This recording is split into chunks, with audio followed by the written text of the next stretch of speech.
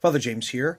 I am doing this video, which is a sort of summary or succinct sort of explanation of my Eucharistic theology. The point of this video, in part, is to explain to Chris Date and James Harding, with whom I'll be having a discussion this weekend on this exact topic.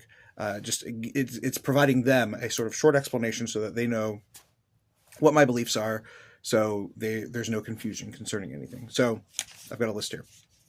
The first thing I want to talk about is that in the real presence, what we are explaining, or what we're understanding, is that both realities are present. The reality of the bread and the wine and the reality of the body, blood, soul, divinity of Christ are both present in the reception of Holy Communion.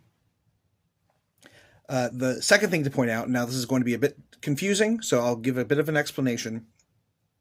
The body and blood of Christ, the body, blood, soul, divinity of Christ, is not what we call locally present. And this might sound confusing, but actually another word for that would be, we wouldn't say that Christ is physically present.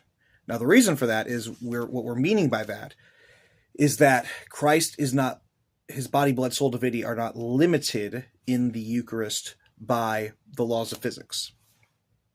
So he is no longer constrained by the laws of physics according to his human nature, is sort of the idea of that. We see this even, Saint Thomas Aquinas talks about how when you're moving the chalice, you're not moving about Christ, kind of thing.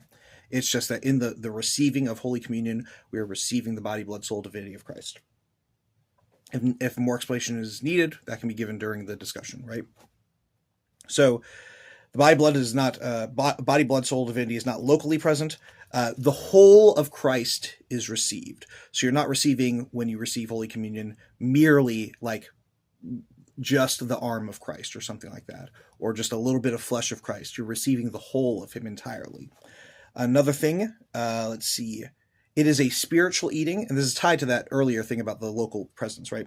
It is a spiritual eating, not a carnal or fleshly eating. It's actually combined with both that we just talked about.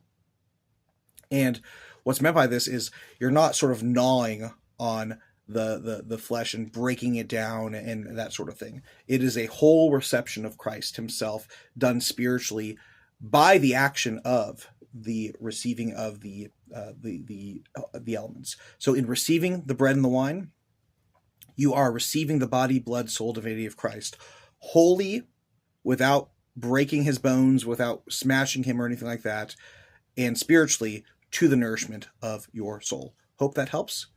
God bless.